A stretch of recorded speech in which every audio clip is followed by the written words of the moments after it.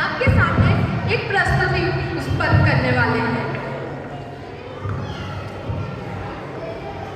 लोग क्या कहेंगे। हर कहानी एक सवाल से शुरू होती है और कुछ सवाल पूरी जिंदगी हमारा पीछा करते हैं। बचपन से हमने सुना है कपड़ों पर, अंकों पर, नौकरी पर, शादी पर और सबसे ज्यादा सपनों पर लोग क्या कहेंगे। लेकिन कभी हमने ये नहीं पूछा ये लोग है कौन। मैं वक्त हूँ। मैंने लोगों को बदलते देखा है, घर बदलते देखे हैं, शहर बदलते देखे हैं, लेकिन एक डर तक नहीं बदलता। आज की कहानी एक ऐसे ही घर की है, एक ऐसा घर जहाँ सपने भी थे और उन्हें बचाने वाले लोग भी। बस बीच में एक सवाल आ गया, लोग क्या कहेंगे।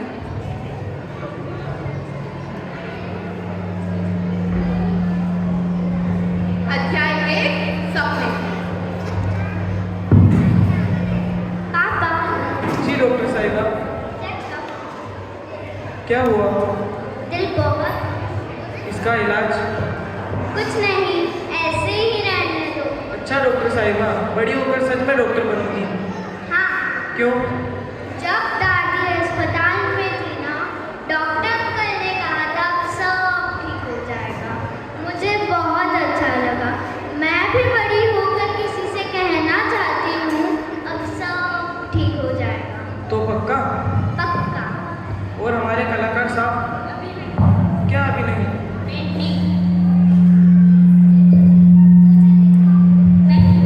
क्यों? और ये क्या क्या बना रहे हो? ये हम चारों हैं और ये घर इतना छोटा। घर छोटा है पर हम चारों इसमें आ जाते हैं, और ये पेंटिंग क्यों बना रहे हो? क्योंकि जब हम बड़े हो जाए तो हम इसे महसूस करेंगे। क्या महसूस करेंगे? पता नहीं, बस कुछ महसूस करेंगे। एक डॉक्टर और एक कलाकार। मेरा घर बिना बड़ा अजीब है। एक बच्चा लोगों को ठीक करेगा और एक बच्चा लोगों को महसूस कराएगा। एक बात हमेशा याद रखना, बड़े होकर क्या बनना है ये तुम्हें तय करना है। लोग बहुत कुछ कहेंगे, सुन लेना, लेकिन अपनी जिंदगी का फैसला अपनी खुशी देखकर करना। तुम जो कुछ करना चाहो मैं हमेशा तुम्हारे साथ हूँ। उस दिन इस घर में किसी ने नहीं पूछा था लोग क्या कहेंगे, क्योंकि उस दिन एक पिता को अपने बच्चों की खुशी पर भरोसा था। उस दिन आरव की पेंटिंग अधूरी थी, लेकिन उसके सपने पूरे थे। आशी के हाथ में एक खिलौना था, लेकिन उसके सपने में किसी की जिंदगी बचाने की चाहत थी। वक्त आगे बढ़ा, बच्चे बड़े होने लगे, खेल पढ़ाई में बदल गए, छोटे सपने बड़े फैसलों में बदलने लगे। और फिर एक दिन दुनिया की आवाज़ पहली बार इस घर के अंदर आई। एक आवाज़ जो बहुत छोटी थी, लेकिन डर को बड़ी आवाज़ की जरूरत नहीं होती। आइए शर्मा आंटी। अध्याय 2 फुसफुसाहट। नमस्ते, बैठिए। अरे आओ, अभी भी यही बना रहे हो। बहुत अच्छी है बेटा, बहुत अच्छी, लेकिन पढ़ाई भी अच्छे से करना। आजकल सिर्फ शौक से थोड़ी ना चलता है। अरे अभी बच्चा है, जो अच्छा लगता है करने दो। हाँ हाँ, मैं तो समझा रही थी। और आशी डॉक्टर बनना चाहती है। डॉक्टर? जी। बहुत अच्छी बात है, बस इतना बड़ा सपना हो तो थोड़ा संभल कर चलना पड़ता है। क्यों? अरे लोग क्या कहेंगे। अच्छा, मैं चलती हूँ।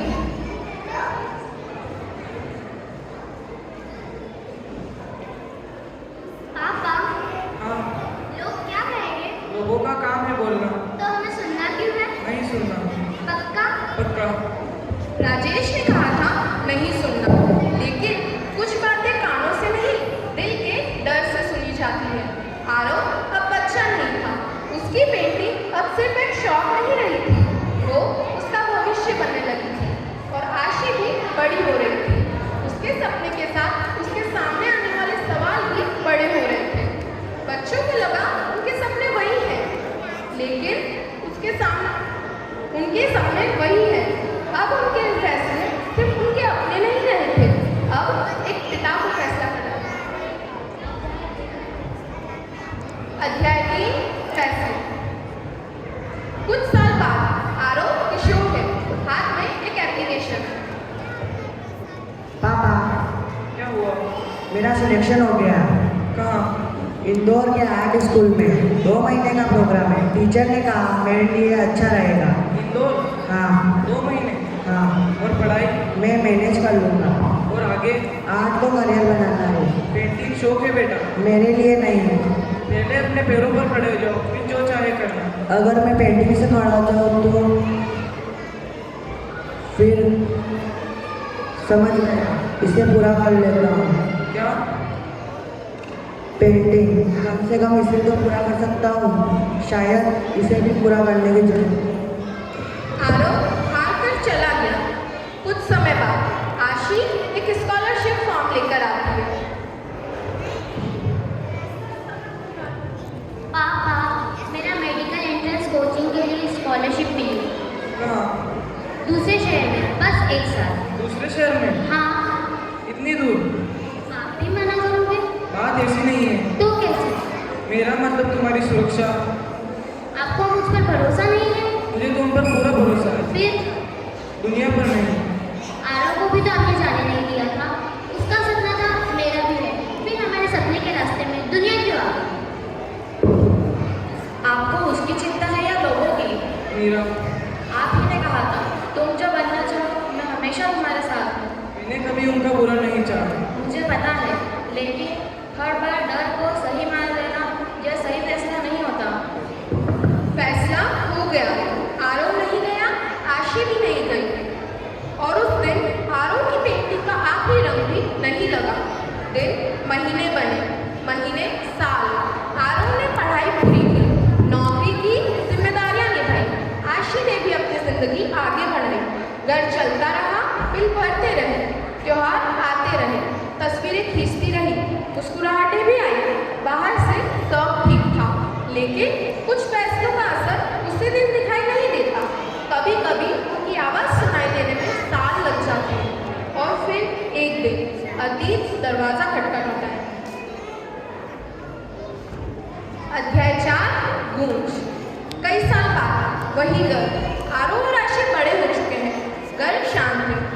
आरव को मेज पर एक पेंसिल दिखती है और वो अनजाने में चित्र बनाने लगता है। तू अभी भी बनाता है?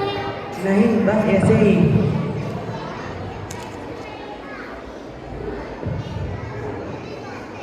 देखो, तुम्हारी पुरानी चीजें मिल गई। मुझे सच में डॉक्टर बनना था ना। हाँ, बहुत। मम्मी, हाँ, आपने ये संभाल कर रखा। कुछ चीजें फेंकने के लिए नहीं होती। अगर मैं उस दिन चला जाता ना, तो शायद कहानी कुछ और होती। क्या मैं खुश होता? पता नहीं।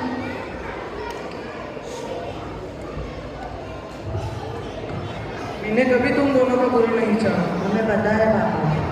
मैं बस डर गया था, किससे? लोग क्या कहेंगे। पापा, आपको पता है इसमें क्या बुरा है? आखिरी हिस्सा। नहीं, मैंने इसे उस दिन पूरा करना बंद कर दिया था, क्योंकि मुझे लगा मेरा सपना वही खत्म हो गया है। लेकिन शायद सपना खत्म नहीं हुआ था, बस मैंने उसे छूना बंद कर दिया था। हम दोनों। वक्त बीत गया था, लेकिन कुछ चीजें नहीं बदली। एक पेंटिंग अब भी अधूरी थी, एक सपना अब भी कहीं अंदर जिंदा था, और एक पिता अब पहली बार समझ रहा था कि उसने अपने बच्चों को दुख देने के लिए नहीं, उन्हें बचाने के लिए रोका था। लेकिन इरादा सही हो तो भी हर फैसला सही हो जरूरी नहीं। अब सवाल ये नहीं था कि उस समय क्या हुआ था, अब सवाल ये था कि आज क्या किया जा सकता है। अध्याय 5 जवाब। राजेश आरव की अधूरी पेंटिंग देखता है। मैंने सोचा मैं अपने बच्चों को दुनिया से बचा रहा हूँ, और मैं उन्हें दुनिया से नहीं, अपने डर से नहीं बचा पाया। मैंने उनके सपनों से ज़्यादा लोगों की आवाज़ पर भरोसा किया। अगर आज फिर मौका मिले, तू क्या चुनेगा? पेंटिंग। और तू? डॉक्टर। तो जाओ कहाँ? जहाँ जाना था। लेकिन अब लोगों को जवाब मैं दूंगा। बहुत साल मैंने उनकी आवाज़ सुनी है, अब एक बार अपने बच्चों की सुनता हूँ। पक्का? पक्का।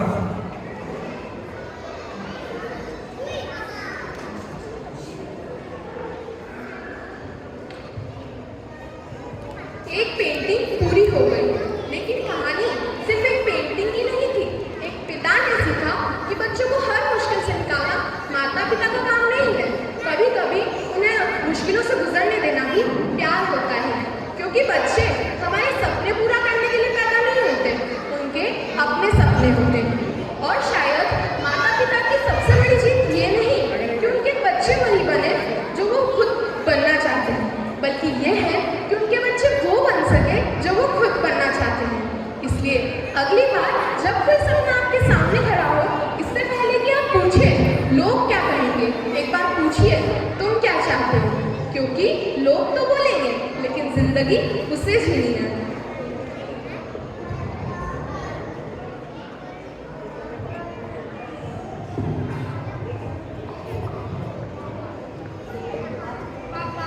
हाँ बेटा,